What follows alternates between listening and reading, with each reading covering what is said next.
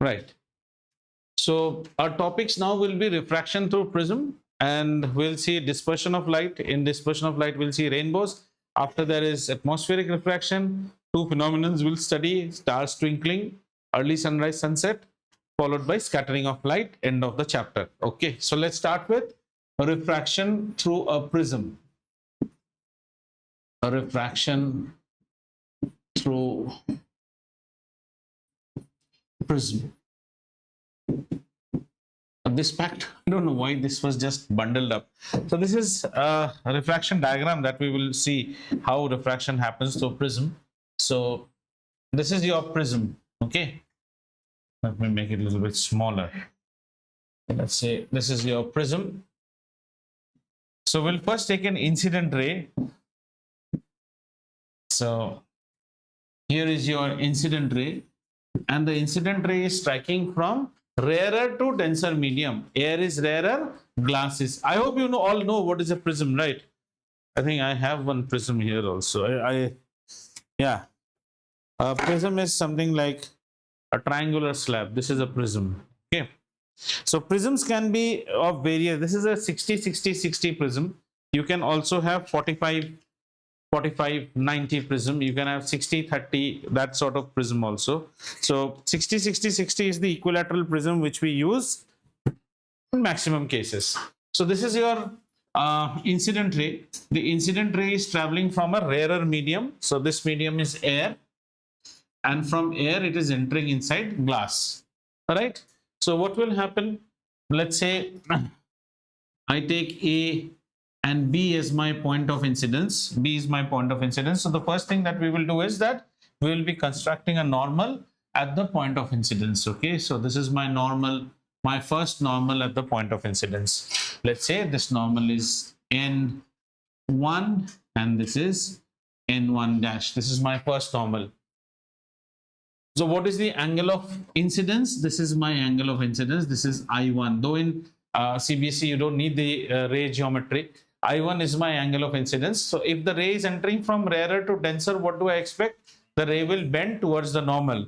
So let's make the ray now bend towards the normal. So the ray bends towards the normal somewhat in this manner. Okay. And let's say that this end is C. Right, let's say this end is C. That is the refracted ray. Refracted ray has now become, let's say this is a prism PQR. This is a prism PQR. The first incident surface was PQ.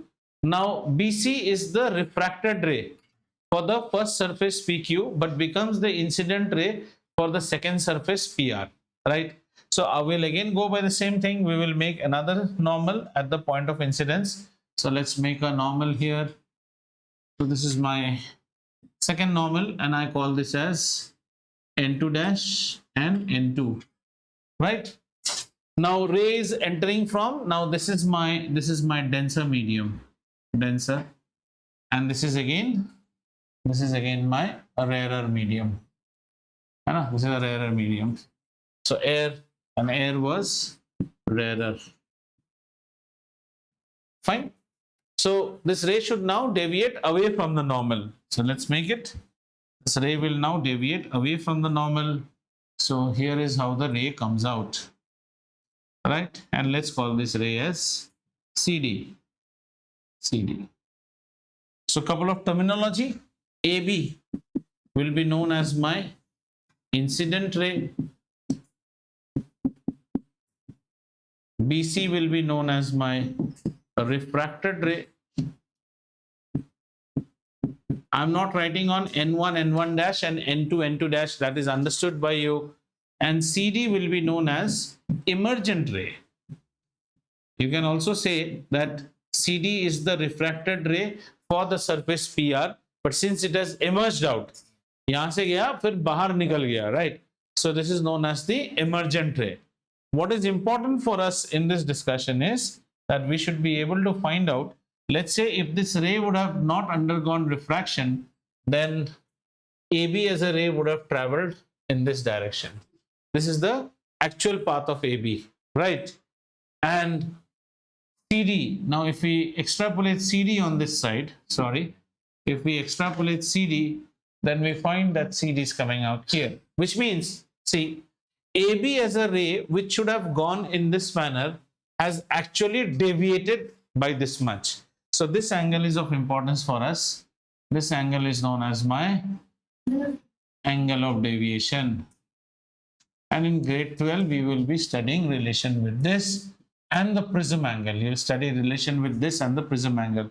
Usually there will be a quadrilateral that will be formed out here, and with that we study relation. So at our grade 10 level, we should know what is angle of deviation. This is I1, then this one will be R1, R1, this becomes I2, and this becomes R2. Clear? So you may get some simple questions based on these, like what is the angle of deviation, or some pictorial based questions like how you expect the ray to bend. Now, if you look at convex lens, what did we say? A convex lens is known as a converging lens, right? The story of a convex lens becoming a convergence lens comes from here only.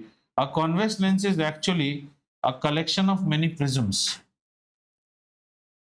So if you see the bottom portion of a convex lens, the bottom portion of a convex lens is actually a inverted prism. If you see the bottom portion, this is an inverted prism. Did you understand? So here, if a ray of light enters in this manner, say a ray of light enters in this manner, you would expect the ray of light to actually go. So a convex lens is a combination of many prisms. And similarly, if you see a concave lens, the prisms are actually flattened on this side. Therefore, in a prism, the ray always comes towards the base. So if you see a concave lens, the base is on the top side. So it goes inverted prism. So it diverges out. That much only we need to know in case of refraction through a prism. Okay? Our next topic is dispersion, sorry. So the good part of prism is that if you take a prism, right? If we take a prism, right? This is my prism. And if you allow white light to strike it, right? If we allow white light to strike it, that is the light from sunlight or from any incandescent lamp. If you allow white light to pass through it, this white light will actually break into its components. Now, before that, let us again go and study those components part, right? There will be 7 of them. The diagram will become mutated. So I'm just making 1, sorry. So 1, 2, 3, 4, 5, 6, and 7 segments. Before seeing the second segments, so for your information, though you studied in grade 8, if you see sunlight, right? Sunlight is something which actually is a much smaller section. What we call is the electromagnetic spectrum of the sun. The electromagnetic spectrum, which is out of these colors, red has the highest frequency. Right? Electromagnetic spectrum, and this electromagnetic spectrum is called the EMS. If you know this, then all those questions will become easy. It is known as the EMS. This is what is coming from the sun. The sun actually has a spectrum. And to remember this spectrum, as I told you, Gadi, XUV in my range. That's the best way to remember. Gadi, XUV in my range. So Gadi stands for G, which stands for gamma rays. Then we have X rays. Then we have got UV rays. We have got IR rays. We have got micro. And then we have got radio waves. Okay. So in between this segment is what we see light, and we would see light in the fashion of ultraviolet. So this will be VIBGYOR in this order. Now please understand, gamma rays are the most dangerous and they can cause cancers. So here you have to understand another science about it. Children, in grade 9 you must have studied speed. Speed is always a product of wavelength and frequency, right? Now the speed of the electromagnetic spectrum is constant, whether you are a gamma ray, whether you are an X-ray, whether you are Airtel communication, whether you're a radio wave, whether you're ultraviolet, all have the same speed. So that speed remaining same means there will be a fluctuation in the wavelength and frequency. So let's say if the speed is 6, it can be 1 into 6, 2 into 3, 3 into 2, 6 into 1. Now gamma rays can penetrate maximum into even concrete. More penetration happens when you have more energy with you. So in case of gamma rays, the frequency will be very high. So if you map the frequency, the frequency will be like this. This is the frequency. Higher frequencies on this side, lower frequencies will be seen on this side, right? And if you see in terms of wavelength, the wavelengths will be more on, the wavelengths will be, radio waves have got wavelength which are like almost 2-3 football fields, each radio wave.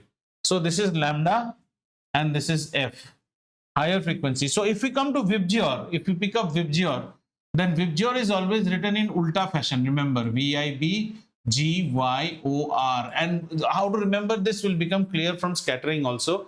So in VIBGYOR, you will find that red's wavelength will be the maximum and violet's wavelength will be the minimum, right? And similarly, the frequency of violet will be the maximum and here the frequency will be minimum. So when white light enters through a prism, the prism can actually split the white light into all its components, and this is the portion that you are visible with your eye. Beyond this is no more visible, and this visible section is known as VIBGYOR, and the wavelengths will be typically from 400 nanometers to 700 nanometers. This is what you see, 400 to 700 nanometers. Later when we study scattering, we will actually see, though it is called VIBGYOR, it is actually spread into blues and the reds. It is a combination of blues and a combination of reds. Okay, combination of blues and combination of reds, where the blues wavelength is almost half the reds wavelength. See, this is 400 to 700, मोटा मोटी half है. तो ये भी याद रखिएगा आप. यहाँ से क्या क्या चीज याद रखना है? You should remember, VIBGYOR is always written in the reverse order. Remember, red undergoes least deviation. That's the reason that every danger indication is with red. Suppose you are traveling in train and you pop your head out, you will see the signal is red.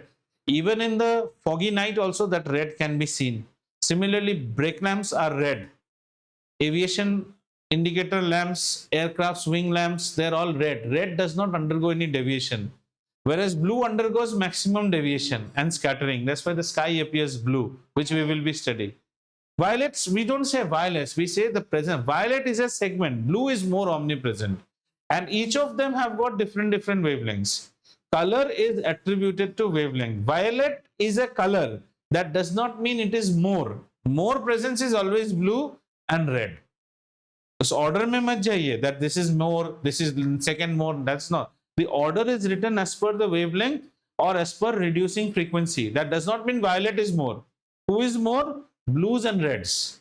And blues and reds only get split up into different colors. So dispersion is the phenomenon by which white light is distributed into its 7 constituent fragments when it passes through a prism, discovered by Sir Isaac Newton.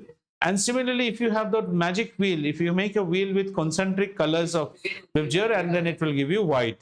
So our base colors, whenever we do like designing of photographs also, either you will have a CMY, cyan, magenta, yellow model. Some of the printers work on that, or you have a RGB model printers. Like when you go for cup and all printing, they will say whether your drawing is a CMY drawing, cyan, magenta, yellow. So they are called as base colors. Dispersion is clear. Dispersion is the phenomenon due to which white light splits into its 7 constituent fragments when it passes through a prism. When it passes through a prism, and the order is such that VIBGYOR is always written from the Time School last year had 2-3 very interesting questions where they inverted this prism, right? And then they used to ask the question, which is the correct order? If you invert it, at that time the red will be at the bottom, right? Agacha. 2 identical prisms, every prism has an optical density. 2 identical prisms, if you match them with each other, you will get recombination back to white light.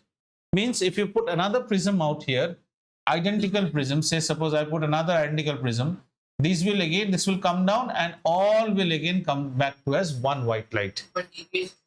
No, there will be no deviation. Deviation rays will have, definitely there will be a parallel, just lateral shift will happen.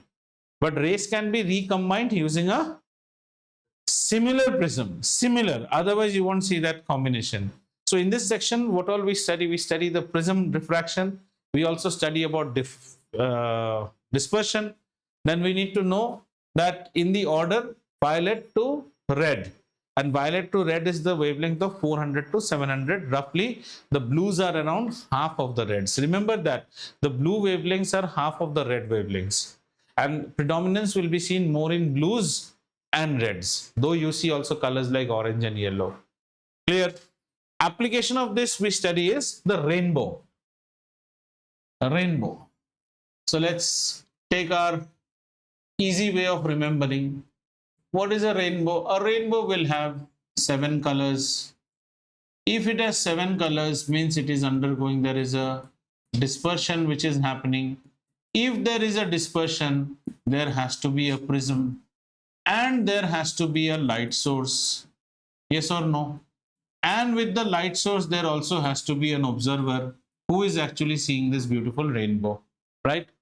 Now this happens in atmosphere. This is an atmospheric dispersion. So the prism is actually formed by the rain droplets. Rain droplets which are suspended in the atmosphere. The rain droplets which get suspended in the atmosphere. Now you also need a light source. That means you should also have the sun which is shining. That means a rainbow can never be seen in rain or when the sun shines. It will be seen only when the rain and the sunshine, or the rain just got suspended, sunshine is still on, right? Typically during monsoon season, you'll see sometimes it's raining heavily, the rain just got suspended, sun is shining. So we need this, and the observer is none other than you. So let's see how this happens. So in the case of a rainbow, okay, we will have the rain droplet. This is our rain droplet, right? This rain droplet will be acting as a prism, and the sun always should be behind the observer. The sun should be behind the observer. So let's say we have the sun out here right now.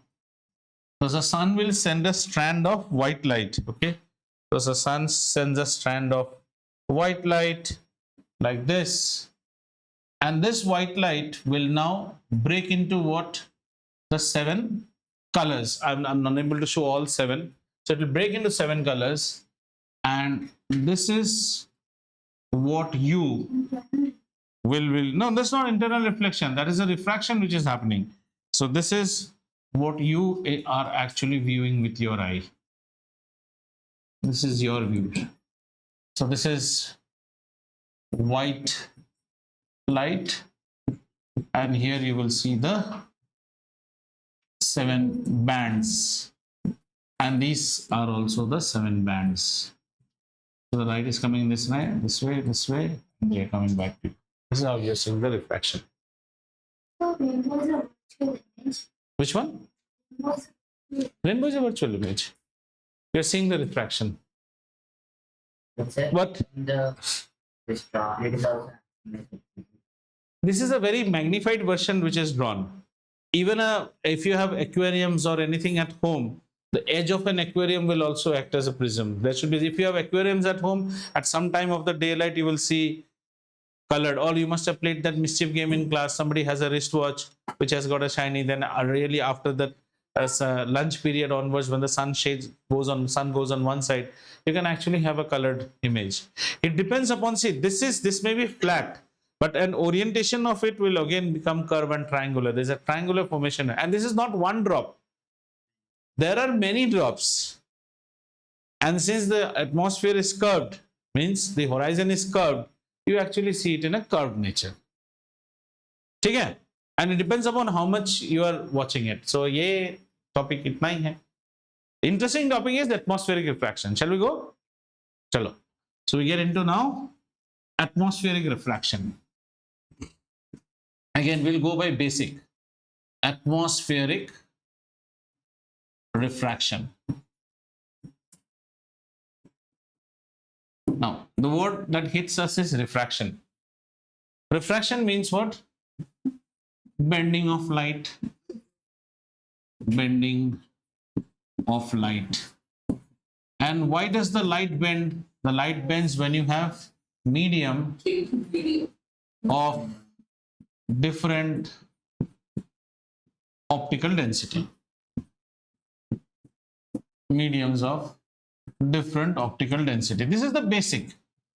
All this speed and all ultimately comes from optical density. The speed actually gets hampered due to the optical density. So if you have mediums of different optical density, bending of light will happen, and bending of light will give rise to refraction. Understood? Now our refraction is atmospheric refraction. So at the atmospheric refraction means we first have to create something which is known as the medium. So what is the medium? The medium is the atmosphere, right? And the atmosphere, we should have different optical density. So the atmosphere consists of what? Beta, air. Atmosphere consists of air, and this air will have different layers, cold layers and hot layers. Now be very careful about this. Cold layers and hot layers does not mean that this layer is very cold, this layer is very hot. There can be a layer which is marginally temperature difference than the other layer. Both may be hot. Cold and hot does not mean one is ice cold and one is cold and hot. Means there is a layer which is marginally hot or marginally cooler than the other layer. The cold layer jama rehta hai na air isme, so this is considered to be a denser layer, and this will be your rarer layer, right? Now, though bad example, but still you can see, understand.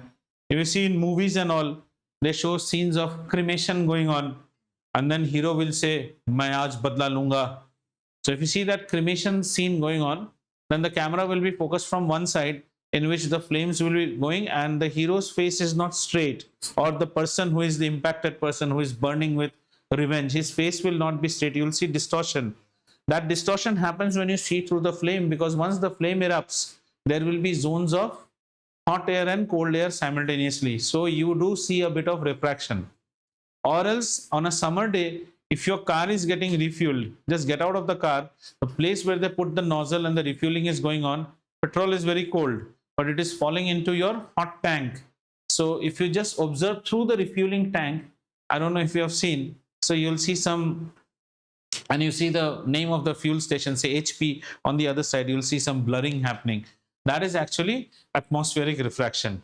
Have you understood? So in our case, if you see the atmospheric refraction phenomenon, you have what you call planet Earth. Okay, this is planet Earth, and above Earth we have we generally say the layer which is near to the Earth are actually the cold layers, and then you have hot layer. Now you cannot ask a question, sir, why this happens. This is not fixed. Okay, this is very dynamically happening.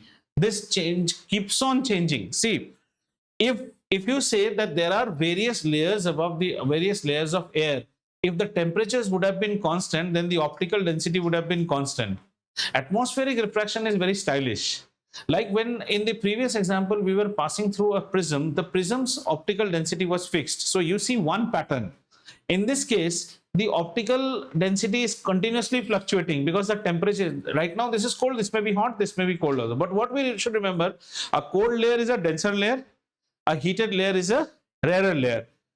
The layer which was cold can also become hot, the hot layer can also become cold. That means the rarer denser is going on shifting.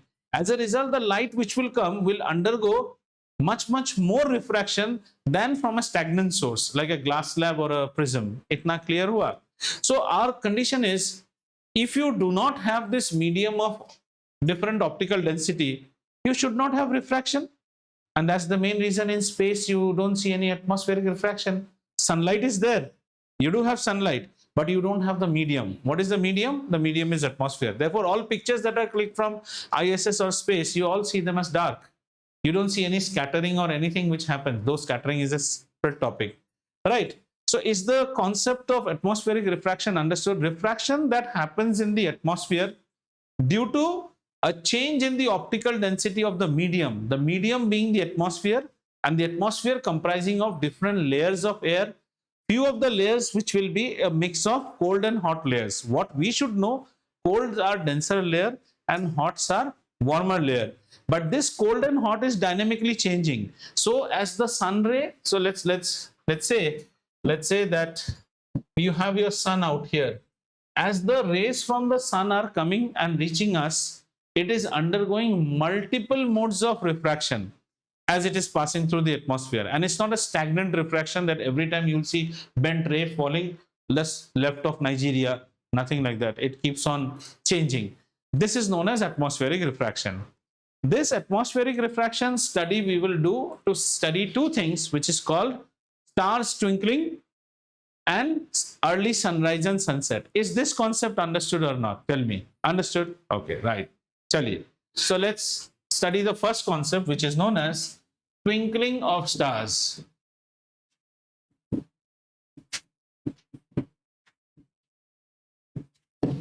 We will study one more also, which has been now removed from the chapter. Why do stars appear far away? That also you can understand. Twinkling of stars. Now, if you go back to your childhood, like say grade 6 or grade 5, you used to study things which have lights of their own, they twinkle. Planets and moon do not have lights of their own, so they do not twinkle. It's not like that, okay? Now, first of all, let us take a star. The star is a far off object for us. Do you agree or not? A far off object we consider as a point object. Point object. Now, from this star, you are getting what, beta? You are getting the light of the star. The star light is reaching you. The starlight is reaching you.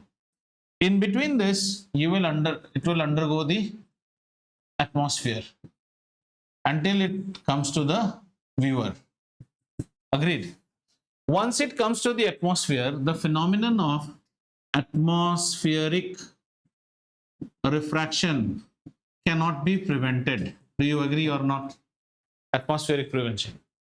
Now, this is one more thing that you should remember. Point object. A point object will suffer more, the rays coming from a point object will suffer more atmospheric refraction than the rays coming from a large object. Let me give you an example. एक example लेते हैं, ठीक है?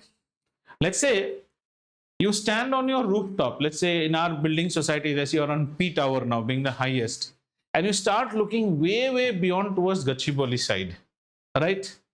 You will see almost every light on the road and every flat light almost as a point object. You will see that also slight twinkling will be seen. Slight twinkling will be seen. You can stand on any of the roof and see a far off lights where there are a plethora of lights. Like the best is the Gachibowli sky. If you will see minor twinkling going on. That's because every light is so far away from you, they've become almost like a point object. Have you understood? They've become a point object. Now the star also becomes a point object. Anyone whose rays are passing through the atmosphere will undergo atmospheric refraction. No question about that. And the light rays also need some time to come to you. So you are seeing two signals. If this medium had a constant refractive index, then you won't see the twinkling. The twinkling is happening because the refractive index is going on changing. So a ray which first says nth second came like this, n plus 1 second it is coming like this, n plus 2 it is coming like this, and it is taking some time for you to come. So you are seeing the same thing as if one agarbatti or incense stick that has been lighted in a dark room and I'm just moving it in this way or that way and I do it from far away. Then don't you see, you can't see me because I'm far off. Don't you see the red light being jingling all around? That's the phenomena of twinkling of stars. Whereas if you now say, sir, what happens in the case of a planet? A planet is much more closer than the star. And the planet is actually a large object. Point object, large object. Large object is actually made up of sigma small objects. Small objects. Right? One agarbatti, very small agarbatti, and one big cigar. The cigar is a large object, illuminated, and the agarbatti is a small object. Imagine I take so many agarbattis and I make a bundle out of it, and I stand far off from you. Say one of the agarbatti extinguishes, Does it make any difference to you? No. Nowadays, all the traffic lights that you see, the red lights, they are all composed of LEDs. So when you stand far off, you see a red beam only. But when you go near, you see many dots. What if one or two dots are missing? Right now, if your television is going old, even in your television, one or two dots are missing, 1 or 2 pixels are gone of LED. Does that make any difference for you? When too much goes away, you see a white spot. So in the case of planet, they are also far off, or any celestial body which is considered as a big body. Atmospheric refraction does happen, but this is like a combination of many large dots where each dot is undergoing refraction. Say one dot goes on a diminished mode, the nearby is at that time at a bright mode, nullifying that diminishing effect. So you see planets as not twinkling. But the best example is glow a big bulb in your house or on the terrace and look at the big bulb. Does it twinkle? It doesn't twinkle. Let it glow, get down from that building and go some 7-8 kilometers away on a dark night, and then get into a terrace of another building and view that same bulb. Now it will be appearing as twinkling to you. And on that night, if there are some smokes and other activity happening, say smokes and other hot objects, hot air is blowing, you will see more twinkling because it is still undergoing more atmospheric refraction. Have you understood this? So this is the phenomena of twinkling of stars. Say for example, we say, this is not in your syllabus, but I find this interesting. So let's study this. Why do stars appear at a much more height than what we are? Okay. So if you see the stars, the light from the star will not actually come straight to you. This light undergoes, it will bend. The star is here, you are here. This is the observer, right? This is the observer. This is the actual height of the star. But observer will always see everything in straight line. So you see, so you will see everything in straight line. So you see it here, and there will be another plane of the star. This plane has to meet with your straight line of observation. So you see the star here. This was earlier in your syllabus. Why do stars appear much more higher than they actually are? The rays from the stars undergo atmospheric refraction. As a result, they don't travel straight to you. They will always travel in bent order to you, but you can't see bent. What you see is always straight line vision. This, with the plane of the star, wherever it intersects, the star appears at a much more height than us. Which one? आज इसका virtual image में सुई अटक गया है. हाँ, virtual image ही है. ठीक है? If we see star, technically that like star is 4 billion years. हाँ. All are stale. Star is all bacteria. Bacteria food. Nice thing he has brought. What he's trying to say, I'll tell you. There is the nearest star. The nearest star to Earth is Alpha Centauri. Alpha Centauri, or we call it Proxima Centauri, 4.23 light years away. 4.23 light years away. What is light year? Distance traveled by light in 1 year. Light speed is 3 lakh kilometers per second. 4.23 light years away. So what is the date today, children? What is the date today? Please, what date? Today is 19th. So 1908 2026.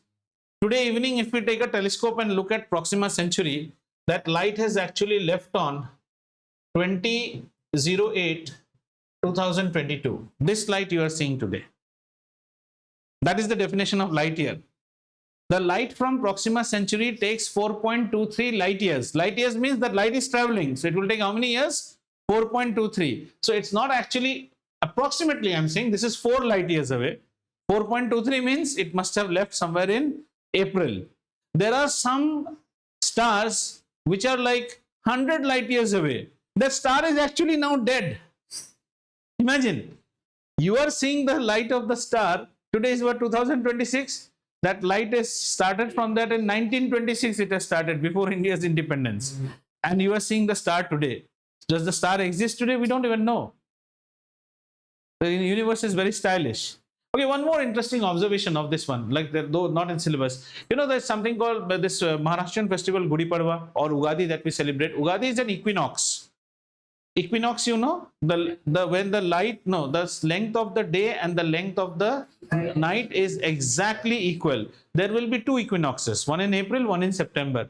But if you actually ask and see from a scientist point of perspective, there cannot be an equinox, because light never travels straight. Light will always bend and come. Even the day you feel that the day length and the night length are equal, that is mathematically equal. You cannot see equal because the light takes more time to come. So you'll see the day longer, slightly longer. Have you understood? But if there was no what you call atmosphere, perfect equinox is applicable. You see how good our old astronomers were. These things are not documented in book. History has been changed the way they have been. Ugadi and Gudi Parva, are they being celebrated now from ages? They are considered to be, these people used to take them as New Year, paint their houses, clean their houses, because this is the advent of where the sun is shifting its position in such a manner that now day and night are equal. From now onwards, slowly days will become longer. Then comes September 22, after which nights will become bigger. And in Hindi, Christmas is called Baradin, 25th. Baradin means from that day, days start becoming bigger and bigger. Now days will become smaller, if you observe. And since you all come at 7 o'clock to my house, in the summers, 5:30 is broad daylight. I have to pull that curtain to make this board illuminated. But when it comes now, at 5:45, I can open that curtain because nights have become longer. Have you understood this? Twinkling of stars once again. So the star is a far-off object, an illuminated object. It has nothing to do with star is own light or planet.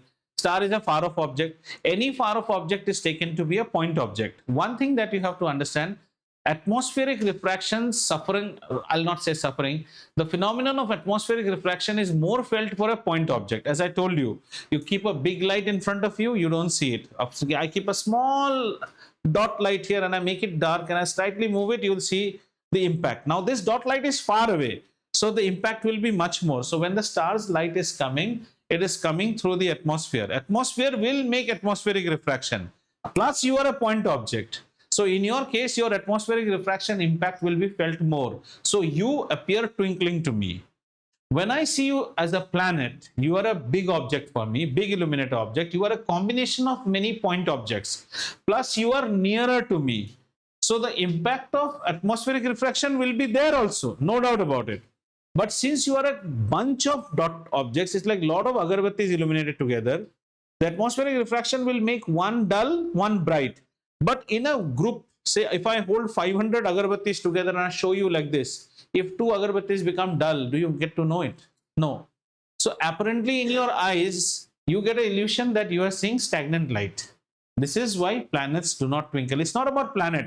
Any celestial body which is nearby to me that it can be considered as a big object will not show the impact of atmospheric refraction to that extent that a point object far off will show.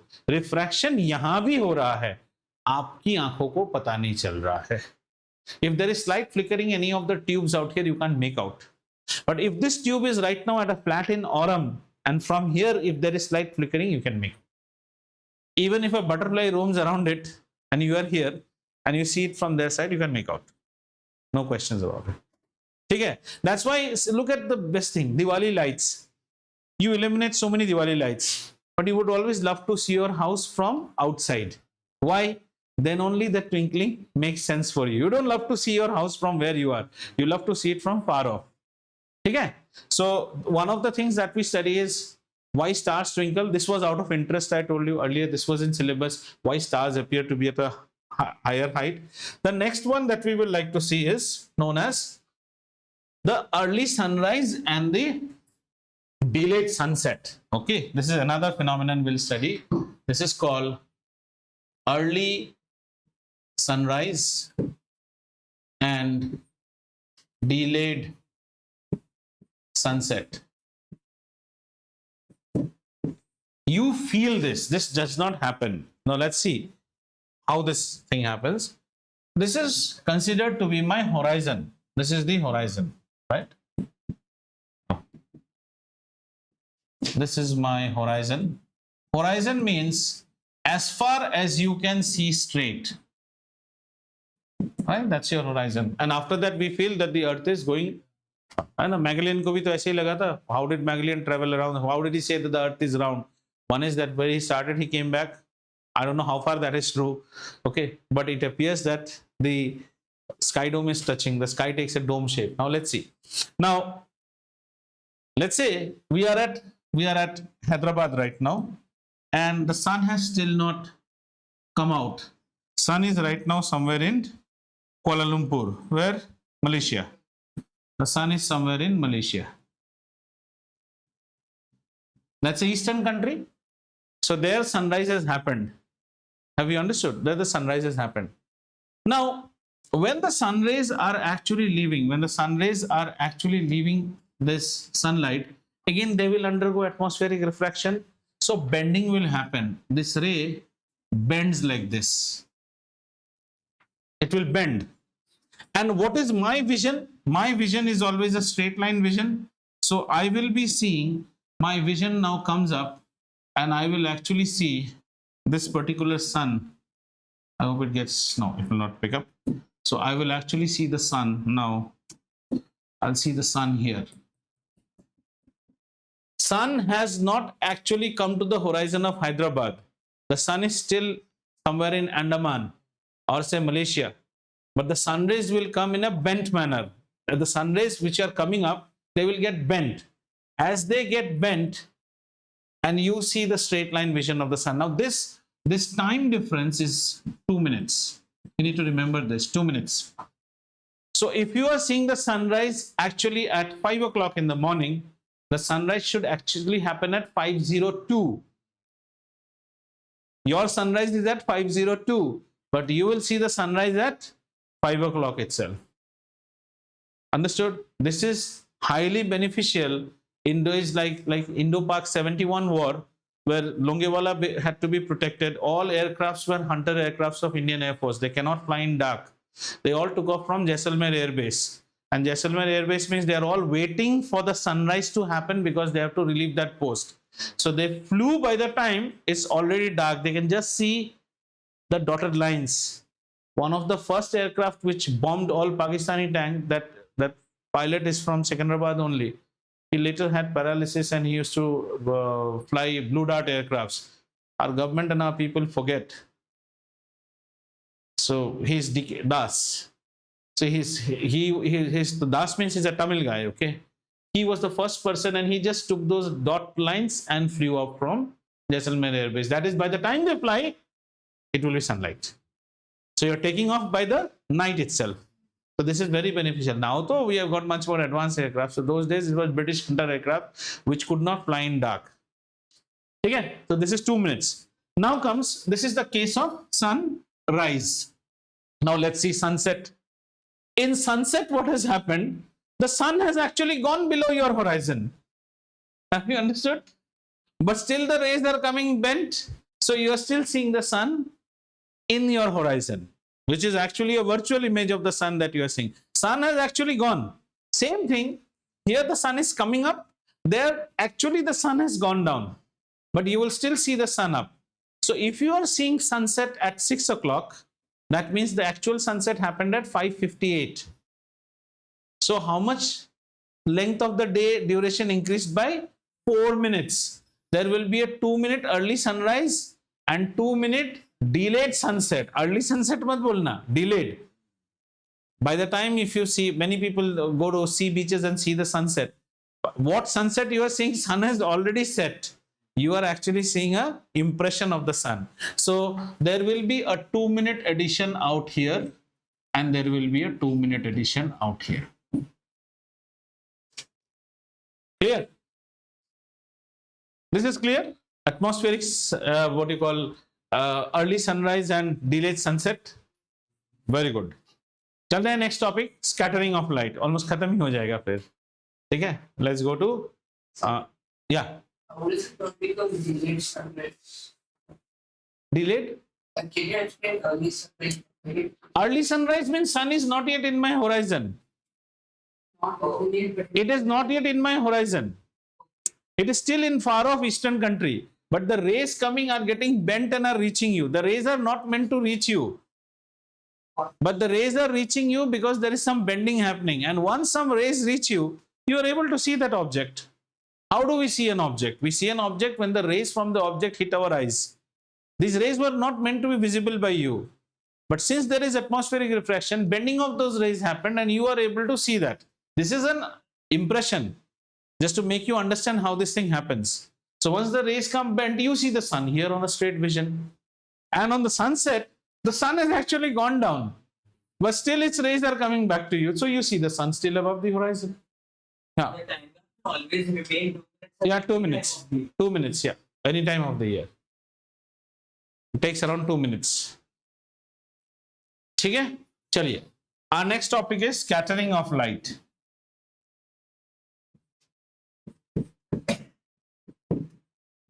Scattering of light.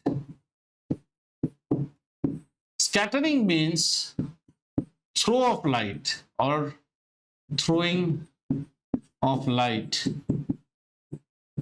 in different direction.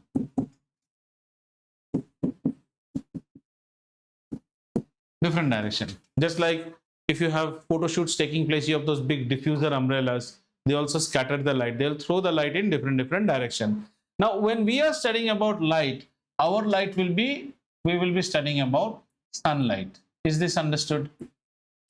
Throwing of light in different direction.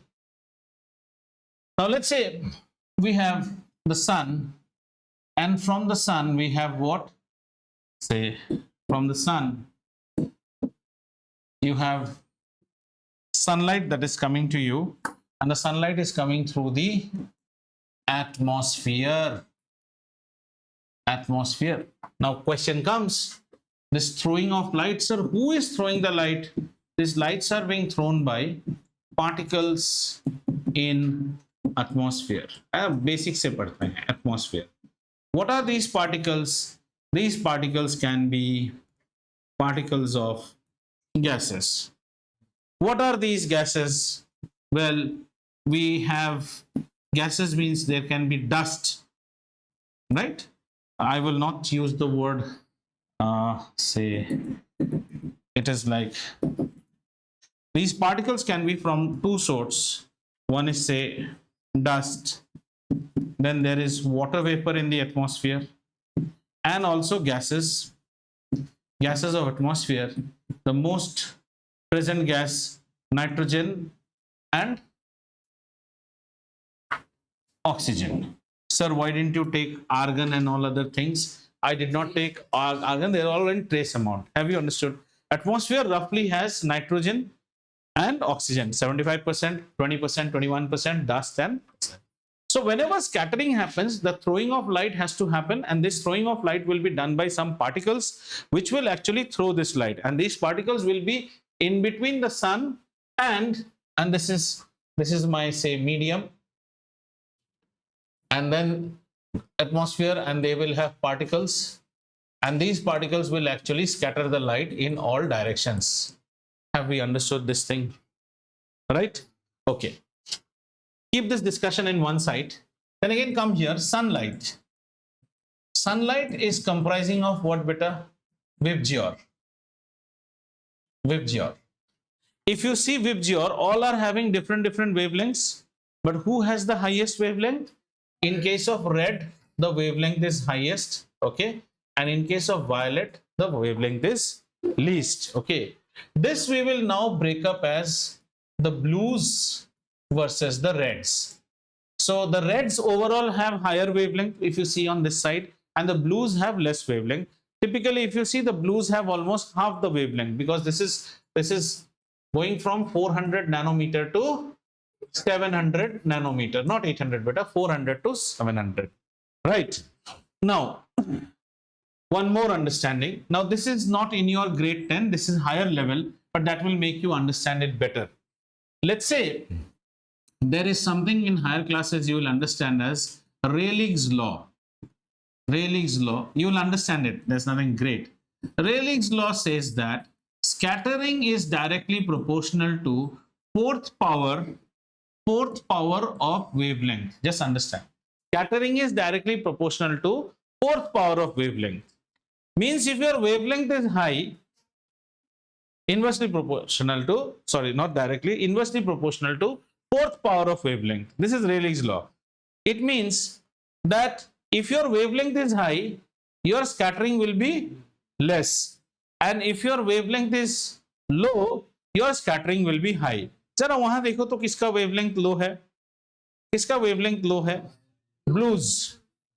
So the blues will undergo more scattering as per Rayleigh's law. Have you understood? In grade 10 we study that the blues undergo more scattering. The question is, why does the blues undergo more scattering? So this is for your interest. Rayleigh's law says that scattering is inversely proportional to fourth power of wavelength. So if the wavelength is more, the scattering will be less. That is the reason all these hazard signs are made up of red. Red's wavelength is very high. So red will not undergo scattering. Say suppose there is a red what you call a indicator on a railway track, the driver will be able to identify it from a far off distance because there is no scattering. Red ready dikhega. But if it was blue, he won't see the lamp, he will see a blue halo because blue undergoes more scattering. Is this much understood? Okay, now we again go back to grade 9, and in grade 9 we come back to something called Tyndall effect. What was Tyndall effect? Tyndall effect we studied when we wanted to, when we actually wanted to differentiate between solutions, suspensions and colloid. Solutions do not render the path. So solutions less than 1 nanometer, so it passes through. Suspensions 100 nanometer doesn't pass through. Problems used to be the colloids. Colloids disguise themselves as solution. I used to call them as BTM, Banji turned mod. So somewhere you have to catch that BTM. Snacks bolna hai na usko, that lady has to say snacks, then only you understand that she's a Banji, otherwise she was very modern. So what you do, you take the colloid like a milk or starch or blood and you allow light to pass through it. Once you allow light to pass through it, the path of the light becomes visible. Who is making the path of the light visible? The colloid particles whose size are between 1 and 100. Understood? This was given by Tyndall, 100 nanometer. Now this was given by 100 re baba. This was given by Tyndall. Tyndall was a man from the film industry. So if you see in the morning time, like they say na, Divya Yog ki drishti se, then you can see the beam coming up. That's actually scattering. Our job here is to learn the white scatter and the blue scatter. So from here we will take up now the question is, why does the sky appear blue? One thing we should understand, the sky appears blue because the atmosphere must be scattering the blue light a lot.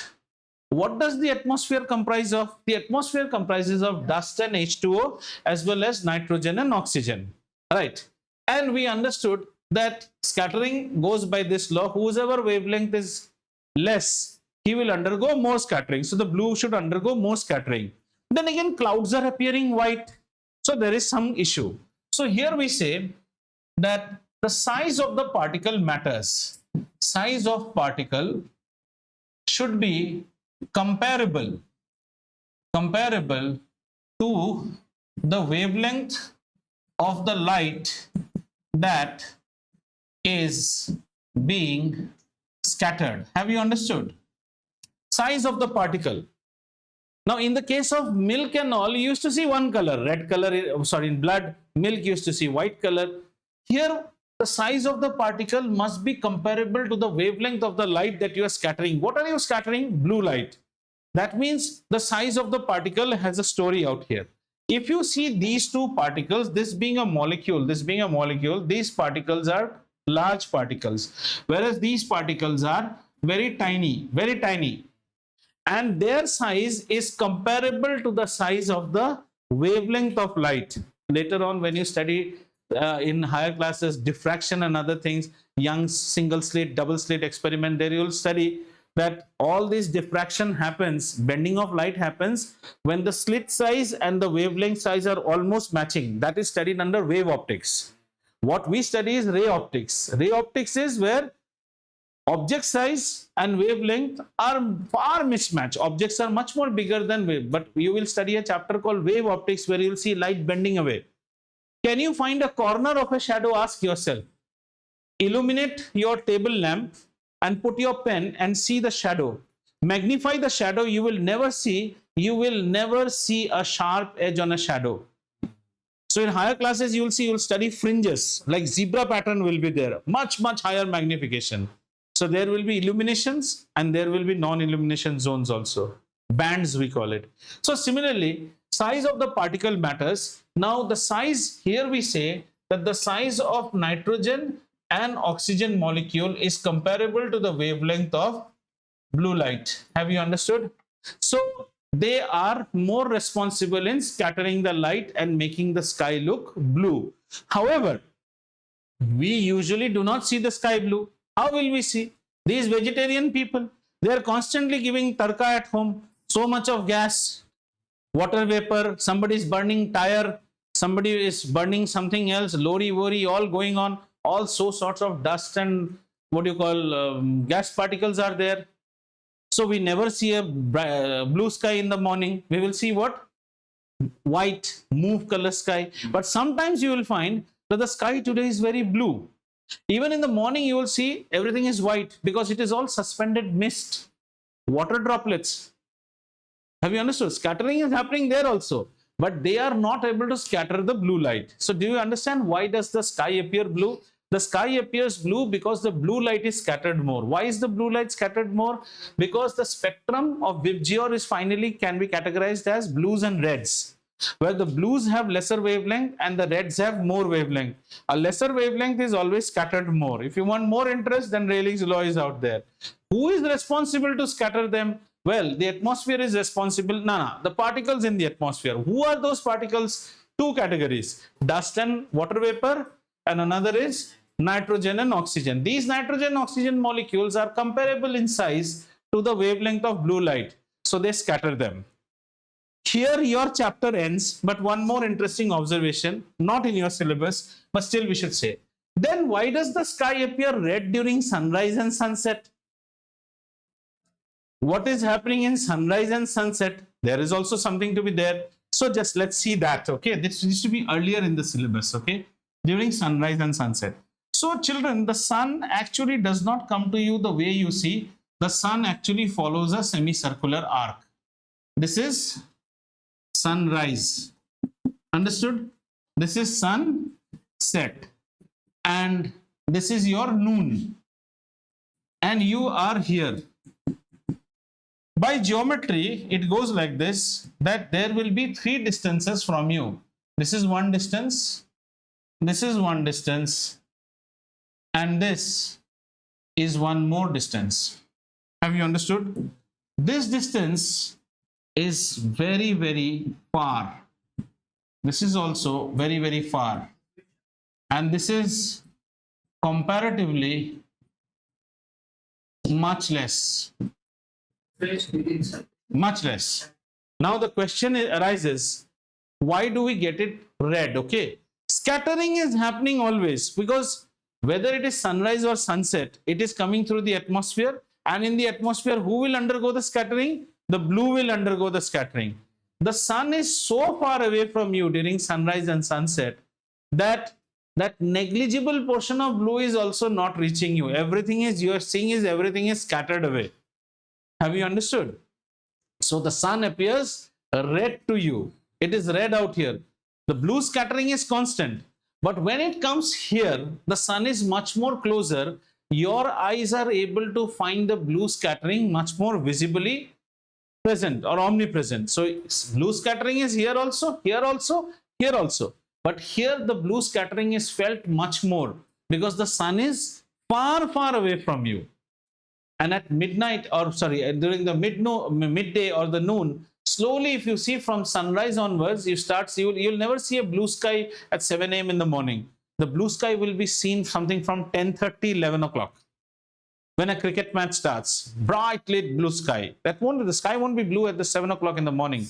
That's because by this time, the sun is coming nearer to you. As it comes nearer to you, the scattering effect of blue light is more felt with your eyes. तो blue यहाँ भी scatter हो रहा है, खाली यहाँ पे बहुत दूर है. So you only see all the blues are almost gone. So what are you seeing? Only the reds. So ultimately the spectrum is all blue and red. Why do clouds appear white to us? Clouds are baba all H2O and gases, tarkas.